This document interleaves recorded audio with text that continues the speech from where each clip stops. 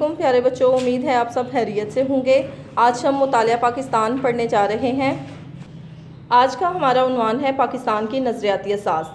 अब बच्चों, नज़रियाती असास क्या है? ये बेसिस हैं जिनकी वजह से पाकिस्तान जो है वो वजूद में आया। अब पाकिस्तान को वजूद में जो लाया गया वो 20वीं सदी में बरसगीर में पाकिस्तान को एक आज़ाद रियासत के तौर पर जो है वो वजूद में लाया गया।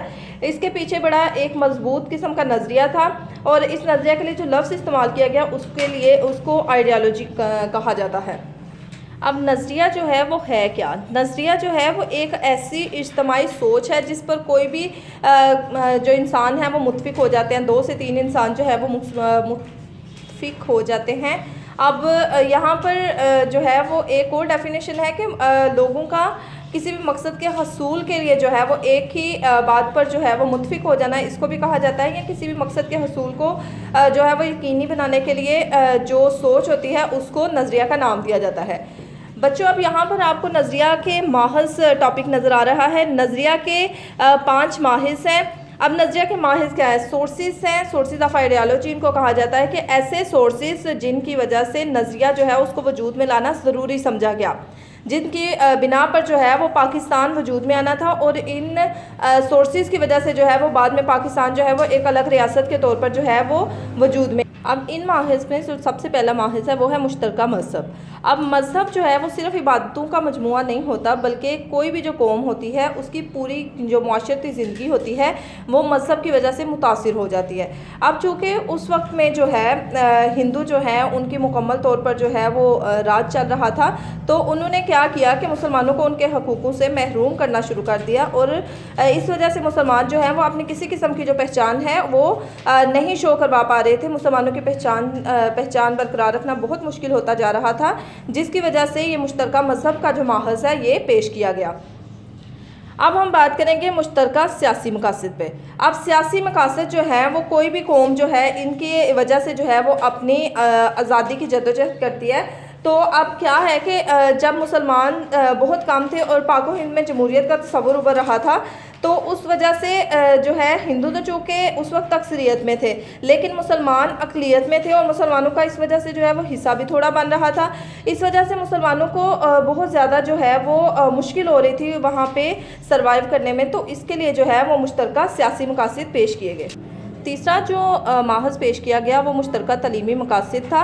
अब चूँकि ये भी किसी भी कौम के जो नज़रिया है उसके माहिज़ होते हैं, तो इसको जो है जब अंग्रेज़ों ने एक नया निज़ाम मुतारिफ़ करवाया तो उसके नतीजे में ये किया उन्होंने कि उन्होंने अंग्रेज़ी ज़ुबान जो है उसको जो है वो आला लेवल पर रखा, जिसकी वजह से जो है मुसलमानों को बहुत मुश्किल पेश आने लगी और मुसलमानों ने इस पर सख्त रद्द-ए-अमल जो है वो उसका इजहार किया।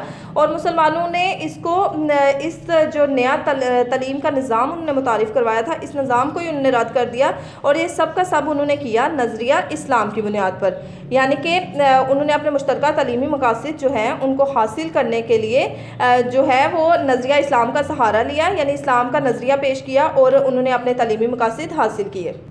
चौथे जो मकासद पेश किए गए वो थे मुश्तरका मुआशी मकासद। अब मुश्तरका मुआशी मकासद जो है ये भी नज़रिया के माहिज़ हैं। अब हुआ क्या इसमें कि 1857 की जब जंग आज़ादी हुई तो हिंदुओं ने अंग्रेज़ों की हमदर्दी हासिल करने के लिए जो है वो इस तरह किया कि वो अंग्रेज़ों को ये बात समझाने लग गए कि ये जंग जो थी इसमें सारे का सारा किरदार जो है वो मुसलमान अदा कर रहे थे और मतलब नेक्स्ट जो टाइम आएगा उसमें भी मुसलमान इस किस्म की कोशिश दोबारा कर सकते हैं। इसलिए जो है अंग्रेज़ों ने अपना रवैया उनके साथ बहुत ज़्यादा सख्त कर लिया और उनको हर किस्म की जो मुआशी मौके थे उनसे महरूम करना शुरू कर दिया।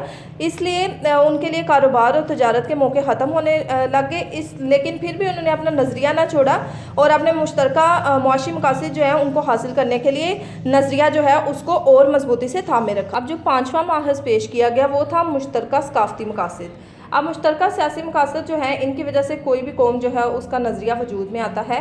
तो इसमें मुसलमानों की जो मुसलमानों की जो उर्दू ज़ुबान थी ना उसको जो है चूँकि जब मरकज़ी हैसियत हासिल थी, जब हिंदुस्तान ने कब्ज़ा किया तो उस वक्त मुसलमानों की उर्दू ज़ुबान जो है उसको बड़ी हैसियत हासिल थी। हिंदुओं ने इस बात को जो है वो बार बार इस बात पर जोर देने की कोशिश की कि उर्दू की बजाय जो है हिंदी ज़बान को जो है वो सरकारी ज़ुबान का दर्जा दिया जाए और हिंदी जो है वो मुसलमानों को बहुत मुश्किल लगती थी पढ़ने के लिए। मुसलमानों को इस चीज़ पर अबूर हासिल नहीं था, इसलिए मुसलमान ये सोचने पर मजबूर हुए कि उनके लिए यहाँ पर अपना तशख़्ख़ुस जो है यानी अपनी शख्सियत जो है उसको बरकरार रखना मुश्किल हो जाएगा, इसलिए उन्होंने सकाफ़ती मकासद पेश किए। अब हम बात करेंगे नज़रिया की अहमियत पे। अब नज़रिया अहम क्यों है? नज़रिया इसलिए अहम है कि नज़रिया लोगों की सोच की अक्कासी करता है। जितनी भी आवाम है ना वो सारी की सारी इसी वजह से जो है वो आपको इकट्ठी नज़र आती हैं, इसी वजह से मुत्तहिद नज़र आती हैं, क्योंकि किसी भी कौम का मुत्तहिद होना जो है वो उसके एक नज़रिया होने का सबूत देता है। मुसलमानों में या किसी भी कौम को अपने मकसद हासिल करने के लिए जो जद्दोजहद का जज्बा पैदा करता है वो नज़रिया करता है, मकसद के हसूल को भी यकीनी बनाता है, और किसी किस्म का जो तब्दीली आती है उसके लिए नई राहें निकालना भी नज़रिया का काम होता है। आज के लिए इतना ही। अल्लाह हाफ़िज़।